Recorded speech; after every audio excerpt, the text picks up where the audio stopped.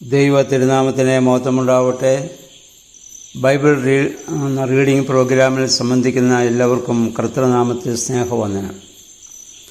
അപ്പോസ്തലനായ പൗലോസ് ശ്ലീഹ എബ്രായർക്ക് എഴുതിയ ലേഖനമാണ് ഇനി നമ്മൾ വായിക്കുന്നത്.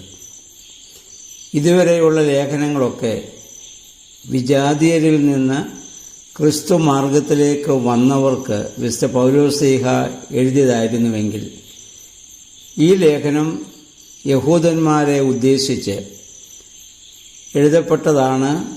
അങ്ങനെ എഴുതപ്പെട്ട ഒരു ഗഹനമായ ലേഖനമാണിത്.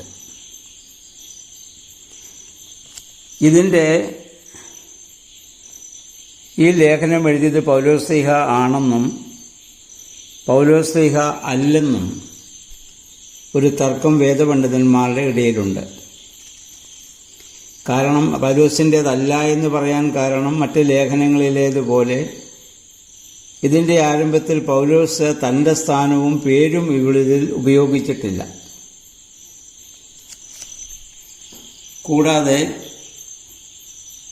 ഇതിൻ്റെ ഭാഷാ ശൈലി, വിഷയ അവതരണ രീതി, ദൈവശാസ്ത്ര വീക്ഷണം ഇവയൊക്കെ പരിഗണിക്കുമ്പോൾ ലേഖനകർത്താവ് പൗലോസ് അല്ലെന്നും അദ്ദേഹത്തിൻ്റെ കാലശേഷം അദ്ദേഹത്തിൻ്റെ ശിഷ്യന്മാരിൽ ആരോ എഴുതിയതാണെന്നും വാദിക്കുന്ന വേദപണ്ഡിതന്മാരുണ്ട്. എന്നാൽ സുറിയാനി സഭാപിതാക്കന്മാർ ഇത് അപ്പോസ്തലനായ പൗലോസ് ശ്ലീഹ എഴുതിയ ലേഖനമായിട്ട് തന്നെയാണ് ഇതിനെ അംഗീകരിക്കുന്നത്. കാരണം യോഹന്നാൻ്റെ ലേഖനങ്ങളിലും യോഹന്നാൻ തൻ്റെ പേരൊന്നും അവിടെ പറയുന്നില്ല. അപ്പം അതുകൊണ്ട് പേര് പറഞ്ഞില്ല എന്ന് വിചാരിച്ച് ഇത് പൗലോസിൻ്റേത് അല്ല എന്നാർക്കും പറയാൻ സാധിക്കുകയില്ല എന്ന് സുറിയാനി സഭാപിതാക്കന്മാർ പറയുന്നു. സഭാപിതാക്കന്മാരൊക്കെ ഇത് പൗലോസിൻ്റെ ലേഖനമായിട്ട് അംഗീകരിച്ച് അങ്ങനെയാണ് നമ്മളിത് ദേവാലയങ്ങളിൽ ഇപ്പോൾ വായിക്കുന്നത്. AD 67-നും 70-നും മധ്യേ ഇത് രചിക്കപ്പെട്ടു എന്നാണ് പണ്ഡിതന്മാരുടെ അഭിപ്രായം. കാരണം ജെറുസലേം ആ സമയത്ത് നശിപ്പിക്കപ്പെട്ടിട്ടില്ല ഇത് എഴുതുന്ന സമയത്ത്. എന്നാൽ യഹൂദിയായിൽ അതിൻ്റെ അസ്വസ്ഥതകളൊക്കെ ആരംഭിച്ചു കഴിഞ്ഞിട്ടുണ്ട്. അതിൻ്റെ ഒരു സൂചന ഈ ലേഖനത്തിൽ നിന്ന് നമുക്ക് ലഭിക്കുന്നുണ്ട്. യഹൂദരിൽ നിന്ന് പീഡനങ്ങൾ അനുഭവിച്ചിരുന്ന ക്രിസ്ത്യാനികൾ വിശ്വാസത്തിൽ ഉറച്ചു നിൽക്കണമെന്ന് ഉപദേശിക്കുകയാണ് ലേഖനത്തിൻ്റെ മുഖ്യമായ ഉദ്ദേശം. ലേഖനത്തിലെ പ്രതിപാദ്യ വിഷയങ്ങൾ മിക്കവാറും പഴയ നിയമത്തിലെ ചിന്താഗതികളെ ആധാരമാക്കിയിട്ടുള്ളതാണ്.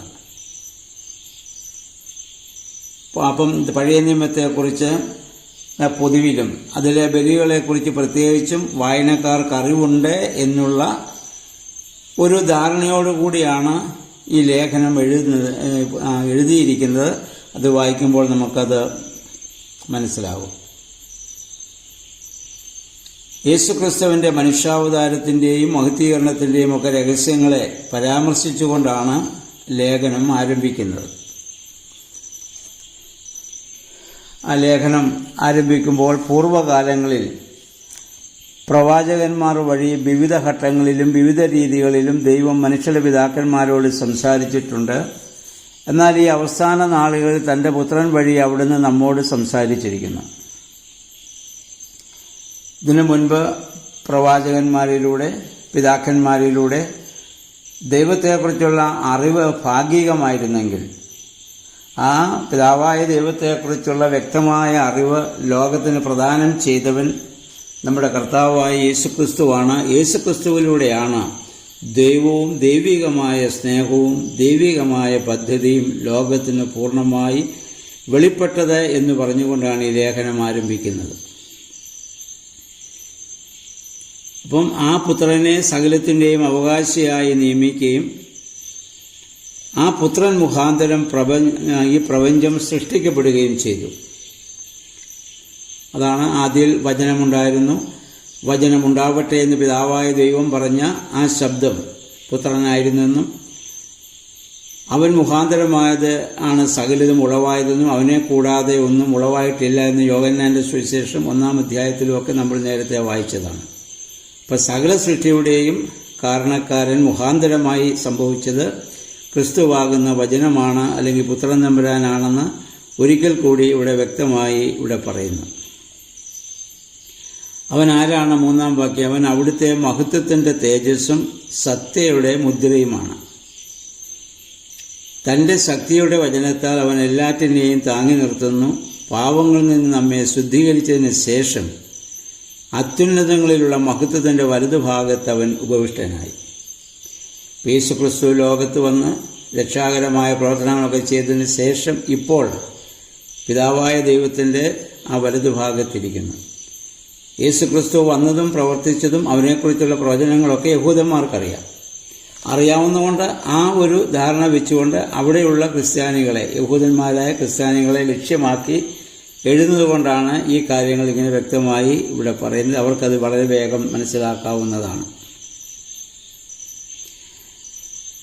അവൻ്റെ ഇനി 5 മുതലുള്ള വാക്യം പറയുന്നത് അവൻ്റെ ശ്രേഷ്ഠതയെക്കുറിച്ചാണ്.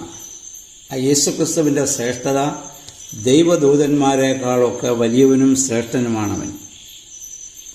കാരണം ഒരു ദൂതനോടും നീ എൻ്റെ പുത്രനാണെന്നോ ഇന്ന് ഞാൻ നിന്നെ ജനിപ്പിച്ചിരിക്കുന്നുവെന്നോ ദൈവം പറഞ്ഞിട്ടില്ല. 6-ാം വാക്യത്തിൽ വായിക്കുന്നു, തൻ്റെ ആദ്യജാതനെ ലോകത്തിലേക്ക് അയച്ചപ്പോൾ അവിടുന്ന് പറഞ്ഞു, ദൈവത്തിൻ്റെ ദൂതന്മാരെല്ലാം അവനെ ആരാധിക്കട്ടെ. നമ്മൾ കർത്താവ് ബേത്ലഹേമിൽ ജനിച്ചപ്പോൾ മാലാഖമാർ വന്ന് ഹല്ലേലൂയ പാടിയത് നമ്മൾ സുവിശേഷങ്ങളിൽ വായിച്ചതാണല്ലോ. അവർ ദൈവത്തെ, യേശുവിനെ ആരാധിക്കുകയും സ്തുതിക്കുകയുമാണ് ചെയ്തത്. ഒരിക്കലും യേശുവിനെ അവർ തുല്യരല്ല. അവർ ദൈവത്തിൻ്റെ ശുശ്രൂഷകന്മാർ മാത്രമാണ്. ദൈവം തൻ്റെ ദൂതന്മാരെ കാറ്റും ശുശ്രൂഷകന്മാരെ അഗ്നിജ്വാലയും ആക്കുന്നു എന്ന് പറഞ്ഞിട്ടുണ്ട്. എന്നാൽ പുത്രൻ തമ്പുരാനെ കുറിച്ച് എന്താ പറഞ്ഞത്? ദൈവമേ, അങ്ങയുടെ സിംഹാസനം എന്നേക്കും നിലനിൽക്കുന്നു. അങ്ങയുടെ രാജ്യത്തിൻ്റെ ചെങ്കോൽ നീതിയുടെ ചെങ്കോലാണ്. അങ്ങ് നീതിയെ സ്നേഹിച്ചു, അനീതിയെ വെറുത്തു. അതിനാൽ അങ്ങയുടെ സ്നേഹിതരേക്കാൾ അധികമായി സന്തോഷത്തിൻ്റെ തൈലം കൊണ്ട് അങ്ങയുടെ ദൈവം അങ്ങയെ അഭിഷേകം ചെയ്തിരിക്കുന്നു. അപ്പോൾ പിതാവായ ദൈവം ആ വലിയ അഭിഷേകം കൊടുത്തിരിക്കുന്ന പുത്രൻ തമ്പുരാനാണ്. ഒരു മാലാഖമാർക്കുമല്ല. അവർ തീനാളങ്ങളും അല്ലെ കാറ്റും ആയിട്ട് ഒരു ശുശ്രൂഷകന്മാരെ പോലെ പ്രവർത്തിക്കുന്നുവെന്ന് മാത്രമേ ഉള്ളൂ. ഇപ്പം എല്ലാ മാലാഖമാരേക്കാളൊക്കെ വലിയ ശ്രേഷ്ഠനാണ് ഈ പുത്രൻ തമ്പുരാനെന്ന് യഹൂദന്മാരോട് പൗലോസ്ലീഹ ഇവിടെ പറയുന്നു. യഹൂദന്മാരിൽ നിന്ന് ക്രിസ്ത്യാനികളായവരെ ഉദ്ദേശിച്ച് അദ്ദേഹം എഴുതുന്നു. എന്നിട്ട് 10-ാം വാക്യത്തിൽ പറയുന്നു, കർത്താവേ, ആദിയിൽ അങ്ങ് ഭൂമിക്ക് അടിസ്ഥാനം വിട്ടു. ആകാശം നിന്റെ കൈവേലയാണ്. അവയൊക്കെ നശിക്കും. അങ്ങ് മാത്രം എന്നും നിലനിൽക്കും. വസ്ത്രം പോലെ അവ പഴകിപ്പോകും. മേലങ്കി പോലെ അവയൊക്കെ മടങ്ങിപ്പോകും. വസ്ത്രം പോലെ അതൊക്കെ മാറ്റപ്പെടും. എന്നാൽ അങ്ങേക്ക് മാത്രം മാറ്റമില്ല. ദൈവത്തിന് മാറ്റമില്ല. ബാക്കിയെല്ലാം ദൈവത്തിൻ്റെ സൃഷ്ടി മാത്രമാണ്. അങ്ങയുടെ സംവത്സരങ്ങൾ അവസാനിക്കുകയില്ല. നിന്റെ ശത്രുക്കളെ ഞാൻ നിനക്ക് പാദപീഠമാക്കുവോളം എൻ്റെ വലതുഭാഗത്തിരിക്കുക എന്ന് ഒരു ദൂതനോടും ദൈവം പറഞ്ഞിട്ടില്ല. എപ്പോഴെങ്കിലും അവിടുന്ന് പറഞ്ഞിട്ടുള്ളത് പുത്രൻ തമ്പുരാനോട് മാത്രമാണ്. ബാക്കി എല്ലാവരും രക്ഷയുടെ, ഈ മാലാഖമാരൊക്കെ രക്ഷയുടെ അവകാശികളായിരിക്കുന്നവർക്ക് ശുശ്രൂഷ ചെയ്യാൻ വേണ്ടി അയക്കപ്പെട്ടവർ മാത്രമാണ്. അപ്പോൾ യേശുക്രിസ്തുവും ദൂതന്മാരും തമ്മിലുള്ള വ്യത്യാസം, യേശുക്രിസ്തുവിലൂടെ ദൈവം പൂർണ്ണമായി വെളിപ്പെട്ടു. പണ്ട് ഭാഗമായും വിവിധമായും ഭാഗികമായി ഉള്ള ദൈവത്തെക്കുറിച്ചുള്ള അറിവ് മാത്രമേ പഴയ നിയമത്തിൽ പ്രവചനങ്ങളിലൂടെ പിതാക്കന്മാരിലൂടെ വാഗ്ദത്ത പിതാക്കന്മാരിലൂടെയൊക്കെ നമുക്ക് ലഭിച്ചിട്ടുള്ളൂ. യേശുക്രിസ്തുവിലൂടെയാണ് ദൈവം പൂർണ്ണമായി വെളിപ്പെട്ടത് എന്ന ഒരു സത്യമാണ് 1-ാം അധ്യായത്തിൽ ഇവിടെ പറയുന്നത്. ഈ ക്രിസ്തു ആരാണെന്നുള്ളത് ഇവിടെ വ്യക്തമാക്കുകയാണ്. ആ ദൈവത്തെയാണ് നമ്മൾ ആരാധിക്കുന്നത്. ആ ക്രിസ്തുവിനെക്കുറിച്ച് ഇനി എന്താണ്, ആ യേശുക്രിസ്തുവിലുള്ള രക്ഷ എങ്ങനെ സാധ്യമാകുന്നു, പഴയ നിയമ ബലികളുടെ അർത്ഥം എന്താണ്, അതൊക്കെ വെറും താൽക്കാലികമായിരുന്നെന്നും നിത്യമായ ബലി ക്രിസ്തുവിൻ്റെ ബലിയുടെ സൂചനകളായിരുന്നും ഒക്കെയാണ് എബ്രായ ലേഖനത്തിൽ നമ്മൾ വായിക്കാൻ പോകുന്നത്. അപ്പോൾ ഈ ലേഖനം നമ്മൾ ഒന്ന് മനസ്സിരുത്തി വായിക്കുമ്പോൾ പഴയ നിയമത്തിലെ മൊത്തത്തിലുള്ള ഒരു അവലോകനം പെട്ടെന്ന് നമുക്ക് മനസ്സിലാകത്തക്കവണ്ണം ഈ എബ്രായ ലേഖനം വായിച്ചാൽ നമുക്ക് മനസ്സിലാകാം. പഴയ നിയമ പുസ്തകങ്ങളൊക്കെ വായിക്കുന്നതിൻ്റെ ഒരു ചുരുക്കം ഈ എബ്രായ ലേഖനത്തിലുണ്ട്. 13 അധ്യായങ്ങളാണ് അതിലുള്ളത്. ഓരോ അധ്യായങ്ങൾ നമുക്ക് ക്രമമായിട്ട് വായിക്കാം. ഈ ഒന്നാമത്തെ ദിവസം മാലാഖമാരെക്കാൾ ശ്രേഷ്ഠനായി മനുഷ്യനായി ജഡധാരണം ചെയ്ത് നമ്മെ രക്ഷയിലേക്ക് നമ്മെ വഴി നടത്തിയ ദൈവത്തിൻ്റെ പദ്ധതിയുടെ മുൻപാകെ നമ്മെ തന്നെ പൂർണ്ണമായി നമുക്ക് സമർപ്പിക്കാം. എല്ലാവർക്കും നല്ലൊരു ശുഭദിനം ആശംസിക്കുന്നു. ദൈവനാമം മാത്രം മഹത്വപ്പെടുവാൻ ഇടയാവട്ടെ.